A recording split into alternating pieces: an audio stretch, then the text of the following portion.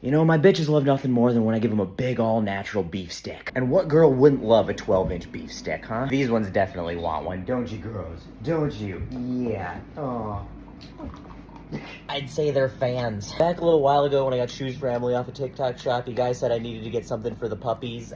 So this is what I got, and they seem to like them. So if you want to check them out, it's Mighty Paw Naturals. They got a bunch of different options of stuff you can get them. If you get it through the link in the video, I get a little bit of commission, and I appreciate it, and the puppies appreciate it too, because then they get more free stuff. And how can you say no to those faces? Look at that. But don't worry, even if you don't need treats for your pups, they'll still love you, I promise.